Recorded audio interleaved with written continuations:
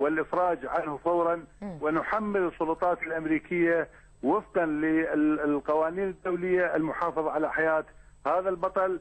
وخلاف ذلك ستقوم هيئة الدفاع بإرصاد بالوقوف مع هذا البطل ب100 محامي للمتطوعين للدفاع.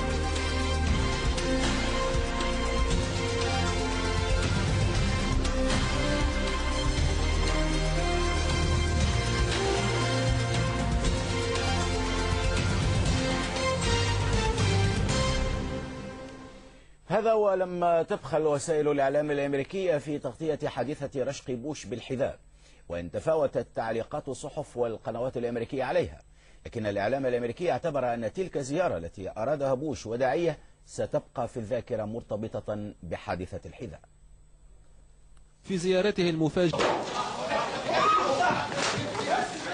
الحذاء الذي صوبه صحفي عراقي إلى رأس بوش في المنطقة الخضراء أخطأ الأخير، لكنه شوش على الزيارة برمتها وطغى على بعض جوانبها. صحيفة واشنطن بوست علقت على الحادثة بالقول إن الرئيس الأمريكي ذاق بعضا من النقمة العارمة للكثير من العراقيين على سياساته. بدورها علقت صحيفة نيويورك تايمز على الإهانة التي يحملها الحدث، موردة بالنص كلمات الصحفي الذي نعت الرئيس الأمريكي بالكلب. قناة فوكس نيوز ركزت هي أيضا على الجانب المهين من الحادثة، معتبرة أن لا نصر واضحا في العراق حتى اللحظة، بينما قالت مراسلة شبكة ABC إن كلمات بوش للتندر على الحادثة لم تحجب المعارضة الكبيرة للحرب، مذكرة بمقتل مئات آلاف العراقيين.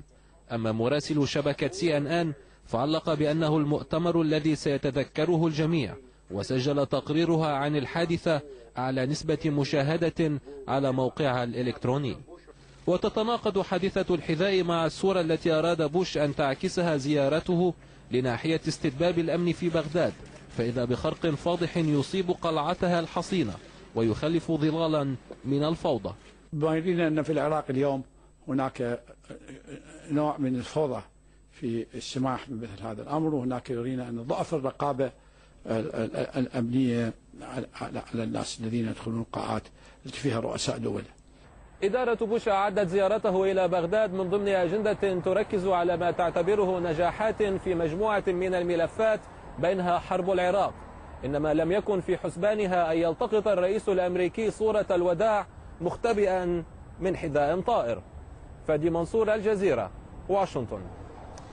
وتتعدد أشكال الاحتجاج السياسي، فمنها ما يأخذ طبعا عنيفا أحيانا من خلال استخدام أدوات هجومية كالحجارة أو المياه أو أشياء أخرى، لكن ضرب المسؤولين بالأحذية أو النعال يحمل رمزية سلبية في العالم العربي، إذ تعتبر الأحذية إحدى الوسائل التي لا تعبر عن الاحتجاج فحسب، بل تحمل معها مشاعر الاحتقار والإهانة للسياسيين. كانت زيارة الرئيس الأمريكي جورج بوش للعراق حبلى بالمفاجآت، فعدا عن تفاصيلها التي أحاطتها السرية التامة، كانت المفاجأة الكبرى التي غطت على ما سواها تنتظر بوش أثناء مؤتمر صحفي مشترك مع رئيس الوزراء العراقي نوري المالكي. مفاجأة أراد لها صحفي عراقي يدعى منتظر الزيدي يعمل مراسلا لقناة البغدادية أن تكون قبلة وداع للرئيس الأمريكي بطريقة عراقية جدا.